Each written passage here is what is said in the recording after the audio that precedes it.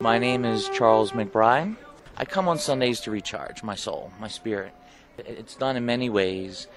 One of the best ways was to be active as an RE teacher, because I wanted to learn more about being a UU, and I said, what better way to learn with children? I remember talking to the children and asking them, why do we get up in the morning to come to this church? I mean, we know we can be home playing games and staying under the covers and sleep a little more, going outside and playing soccer, and there's plenty of other things that we can be doing at this time. A lot of them would say, well, we come here because our friends are here and we learn new things. And I said, yeah, me too. I feel that same way. To be with my friends, to learn new things. One of the things that really brings us together, and the kids really picked that up, was how working together is better than an individual effort. When they pulled together and they all went out and asked and earned money for example, one of our causes was an animal shelter. They realized at the end of the day, collectively, the money that we put together was enough to buy a bed for the dog or some for the shelter or some food. They all had a great smile on their face, and I did too. My name is Michael Olivares Steely, 5th grade. What I really like about church school is how the teachers take us to different places and we get to experience different churches, and it's really cool. I went to the Methodist church. It was a lot of singing, and it was just very high happiness and joyful. Hi, I'm Natasha Warner.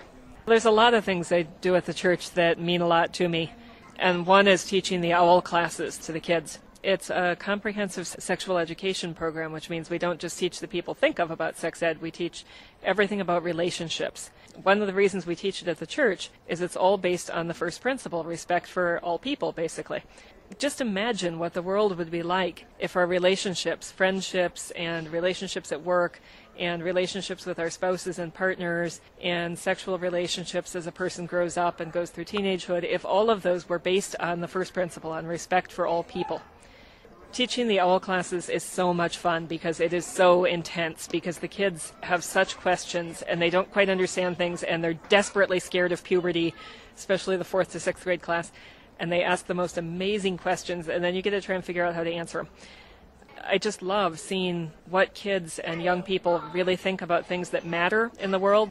So, for example, in the 4th to 6th class, when you find out that they've got no problem at all with people being gay, and a family where there's 2 fathers or 2 mothers because it's a gay couple, no big deal, totally fine. But they better be married. That was the kid's opinion, and in one class. And then when I told them that actually that's generally not possible in most states, they're not allowed to be married. No way! That can't be! That is so wrong! And so it's so much fun to find out what kids think about really serious questions, like who's allowed to love each other and who gets to say who's allowed to love each other. That I find extremely rewarding, to get to find out what the kids think and then help them have better tools to deal with the world as they go into it. My name is Patrice Davison. Our youth group is supposed to do a social action project every year.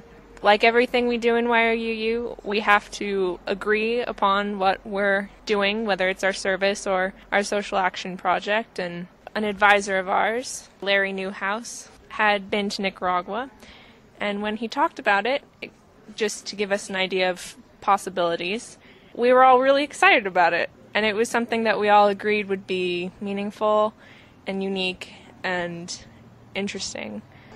We were all pretty close. We'd grown up in the church, and we'd done exciting things together, and Nicaragua was definitely adventure. Larry had a whole lot to do with it, as well as Fran Brazel, who had been in Nicaragua in the Peace Corps, and she was a resource in our planning the trip, as well as getting us into the community where she had people that she was close to and could look after us and teach us about their culture and their way of life.